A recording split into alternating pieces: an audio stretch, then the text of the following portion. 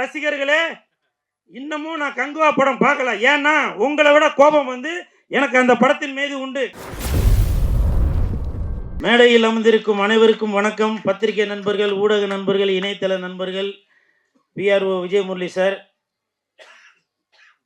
திரையரங்க சங்க தலைவர் திரு திருப்பூர் சுப்பிரமணி சார், உங்களுக்கும் என் மனமார்ந்த வணக்கத்தை தெரிவித்துக் கொள்கிறேன். போன வாரம் கங்குவான்னு ஒரு படம் ரிலீஸ் ஆச்சு. நான் என்ன தப்பு பண்ணேன் சொல்லுங்க? நான் என்ன தப்பு பண்ணேன்? என்ன எல்லாரும் போட்டு அந்த திட்டுறீங்களே, திருக்குறளில் இல்லாத வார்த்தையெல்லாம் கமெண்ட்ல இருக்குது.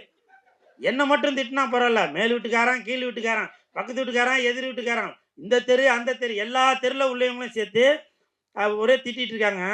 ஆக்சுவலாக அந்த படத்தின் மீது உங்களை விட, படம் பார்த்த உங்களை விட எனக்கு தான் கோபம் ஜாஸ்தி வரணும். ஏன் தெரியுங்களா? அந்த படத்தின் இயக்குனர் திரு சிவா அவர்கள், சிறுத்தை சிவா அவர்கள் சிறுத்தை படம் பண்ணும்போதிலிருந்தே எனக்கு அவரை தெரியும். என்ன அந்த படத்தில் பயன்படுத்தியிருக்கலாம்ல, எத்தனை தடவை ஃபோன் பண்ணி பேசியிருப்பேன். என்ன பயன்படுத்தியிருக்கலாம்ல. ஒருவேளை கேரக்டர் இல்லாமல் இருக்கலாம், ஓகே. அந்த படத்தின் தயாரிப்பாளர் ஞானவேல் ராஜா சார், அவர் வந்து செல்லம் தங்கம் அப்படின்னு நம்மளை ரொம்ப பாசமாக இருப்பார். அவங்களும் பயன்படுத்தலை. நீங்கள் பயன்படுத்தாமல் என்ன இருந்தாலும் அந்த படத்திற்கு அவ்வளோ விமர்சனம் வரும்போதும், இப்போ கூட சொல்கிறாங்க, நான் வெளியில் போகும்போது எனக்கு எவ்வளோ மிரட்டல் வந்துட்டு இருக்காது, உங்களுக்கு தெரியுமான்னு தெரியல. இப்போ நான் வெளியில் போகும்போது எனக்கு எதனா ஒன்று நடந்துச்சுனாக்க, அந்த படத்துக்காக நான் பேசி எதனா ஒன்று நடந்துச்சுனாக்க, அந்த தயாரிப்பாளர் வந்து பார்க்க போகிறாரா, அந்த இயக்குனர் வந்து பார்க்க போகிறாரா? இல்லை. அப்படி இருந்தாலும் இன்னைக்கு நான் இந்த இடத்துல நிற்கிறேன்னா அதுக்கு சினிமா தான் காரணம். நான் சினிமாவின் மீது அந்த கொண்ட மோகத்தினால, அந்த ஆசையினால, அந்த பாசத்தினால, நான் சாப்பிட்ற அந்த சோத்தினால எந்த படமாக இருந்தாலும் இந்த புல் சுரேஷ் குரல் கொடுத்து கொண்டு தாங்க இருப்பான். இந்த படத்துல நான் நடிக்காட்டியும் கூட நான் அவ்வளவு குரல் கொடுத்தேன்னா, அது வந்து அப்ப கூட நீங்களாம் புரிஞ்சுக்கல. இன்னும் நான் பெருமையாவே சொல்றேன், அந்த படத்திற்கு கங்குவா படத்திற்கு அவ்வளோ விமர்சனம் வந்த பொழுதும் நான் தான் முதலாக குரல் கொடுத்தேன். அதன் பிறகுதான் ஜோதிகா மேடம் வந்து குரல் கொடுத்தாங்க, சில தயாரிப்பாளர்கள் குரல் கொடுத்தாங்க. ஆனா விதை நான் போட்டது. அந்த படத்துல அவ்வளோ பேரை நடிக்க வச்சிருக்கீங்களா? ஒருத்தராச்சும் யாருன்னா குரல் கொடுத்துருக்காங்களா? இல்ல. உண்மைதானே சார்? யாருன்னா குரல் கொடுத்தாங்களா? இல்ல. ஆனால் அங்க உள்ள நடிகர்களுக்கு நீங்க என்ன பண்ணிருப்பீங்க? நான் அது வந்து ஒரு பொறாமையிலையோ ஒரு வைத்தியத்திலே சொல்ல வரல. அங்க உள்ள நடிகர்களுக்கு நீங்க வந்து கேரவன் போட்டு கொடுத்து, ஃப்ளைட்டு போட்டு கொடுத்து, ஹோட்டலில் ரூம் போட்டு எல்லாமே ஜாம் பண்ணி கொடுத்தீங்க.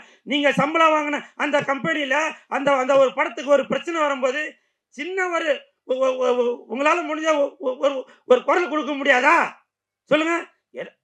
ஏன் குரல் கொடுக்க முடியாதுன்னா, இளிச்சவாயன் கூல் சுரேஷ் இருக்கான், எவ்வளோ வேணாலும் அவன் வாங்கிப்பான், அப்படி தானே? இப்போவும் சொல்கிறேன், உண்மையிலேயே நிறைய டேரக்டர் எங்களுக்கு தெரியும், ஆமாப்பா கூல் சுரேஷ் உண்மைதான் அவர் சொல்கிறதெல்லாம் அப்படின்னு அவங்க எல்லாத்தையும் மைண்டில் ஏற்றிட்டு நேராக தெலுங்குலேருந்து 4 நடிகரை கூட்டிகிட்டு வருவாங்க, மலையாளத்துலேருந்து 4 நடிகரை கூட்டிகிட்டு வந்து நடிக்க வைப்பாங்க. இன்னொரு விஷயம் என்னென்னா, என்னதான் நம்ம வந்து கோடிக்கணக்கில் போட்டு வீடு கட்டி வச்சுருந்தாலும் அந்த வீட்டுக்கு வந்து திருட வராமல் பாதுகாத்து வைக்கிறது வாட்ச்மேனுங்க.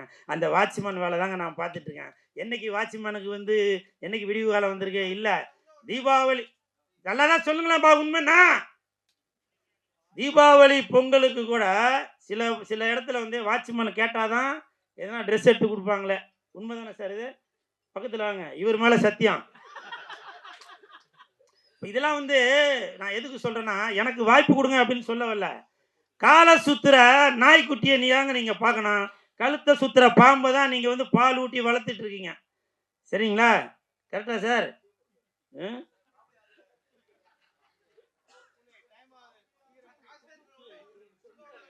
என்ன சொன்னது?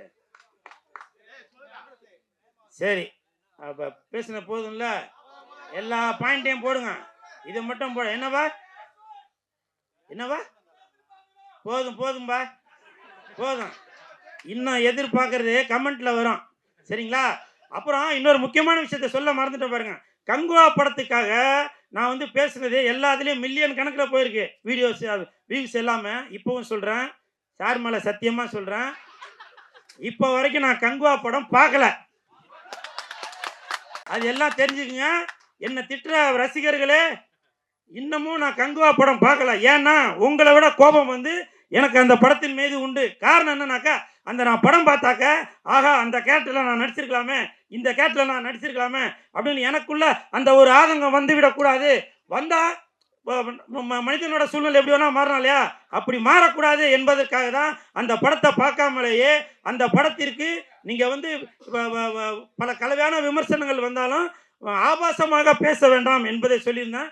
அப்புறம் அதுக்கு முன்னாடி இன்னொரு சூர்யா சார் படம் இதில் வந்துருந்துச்சா, ஜெய்பீம், அந்த படமும் நான் பார்க்கலப்பா. சரியா, அதனால் அந்த படத்தையும் இந்த படத்தையும் கம்பேர் பண்ணி என்னை வந்து நடுத்தருவில் இழுத்து விட்டுறாதீங்க. சரிங்களா, அதனால் தயவு செஞ்சு. அப்புறம் இந்த ஒரு எப்பா நீங்கள் இந்த யூடியூபர்ஸ்லாம் ஏதோ ஒன்று சொன்னீங்களாப்பா, தேட்டருக்கு ஆளுங்க வர்றதில்லை அப்படின்னு. அதெல்லாம் வந்து தயாரிப்பாளர்கள் பணம் போட்டவங்க, இயக்குனர் கஷ்டப்பட்டு படம் பண்ணவங்க, அதனால் பெரியவங்கெல்லாம் கூடி பேசி அதுக்கு ஒரு முடிவு கட்டுவாங்க. சரிங்களா, என்னை வாழ்த்தி பேசிய என் நண்பன் லொல்லு சபா ஜீவா அவர்களுக்கு, லொல்லு பேர் சொல்ல வேணாம்னு சொன்னாங்க. உண்மையிலே லொல்லு சபாவில் நடிக்கிறதுக்கு அந்த லொல்லு உடம்பு ஃபுல்லாக இருந்தால் தான் அந்த அந்த கேரக்டரே வந்து பண்ண முடியும்.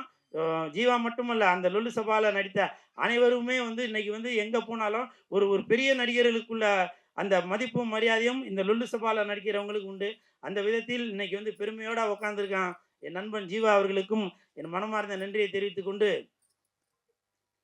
நன்றி நன்றி அப்பா. அப்புறம் ஜாகுவார் தங்கம் மாஸ்டர், நான் இவ்வளோ நாள் அவர் வந்து மாஸ்டராக தான் பார்த்துட்டு இருந்தேன். இப்போ கடந்த ஒரு 2 மாதமாக சித்த வைத்த சிகாமணியாக பார்த்துட்ருக்கேன்.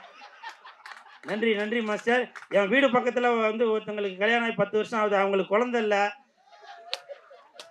அப்புறம் அதுலேருந்து இன்னும் 2 வீடு தெளிஞ்சாங்க. கொஞ்சம் அவங்களுக்கு பக்கவாதம் அவங்க உள்ளவங்களாம் இருக்காங்க. நீங்கள் அடுத்த வீடியோவில் அந்த மாதிரிலாம் பேசி மக்களுக்கு வந்து இன்னும் நல்ல ஒரு விழிப்புணர்வு கொடுக்கணும் அப்படின்னு நான் நினைக்கிறேன் மாஸ்டர். அப்புறம் முக்கியமாக அந்த வேஷ்டியில் லொங்கட்டா மாதிரி அப்படி கட்டின்னு அப்படி தலைகீழ நிற்கிறீங்கள, அதெல்லாம் எப்படி அப்படின்றத வீடியோ எடுக்கிறவங்க அது ஃபஸ்ட்லேருந்தே எடுங்க. அவர் கட்டினதுக்கப்புறம் வந்து தான் காட்டுறீங்க. அவர் கட்டுறதுக்கு முன்னாடியே காட்டுங்க.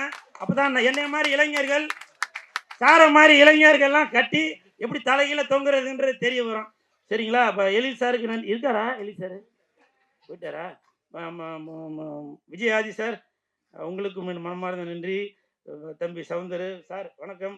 இதில் பார்த்தேன் சார், கார்த்தி சார் இப்போ ஆடிட்டு இருந்தார், இப்படி ஆடிட்டு இருந்தார். நான் உங்களை இன்றைக்கி தான் சார் பார்க்குறேன். அன்றைக்குமா நான் பேசுனதை வச்சு அடுத்த படத்தில் வாய்ப்பு கொடுத்துருவீங்கன்னு நினைக்கிறேன். சரிங்களா, இல்லை இனிமேல் எல்லாருக்கும் நல்ல காலம்தான், என்னை திட்டுறவங்களுக்கும் நல்ல காலம்தான். ஆனால் யூடியூபர்ஸுக்கு தான் தெரியல என்னன்றது, தேட்டருக்கு வரக்கூடாதுன்ட்டாங்க. அதனால் எனக்கும் எதிர்காலம் தான் நினைக்கிறேன். ரொம்ப நன்றி ரொம்ப நன்றி ரொம்ப நன்றி.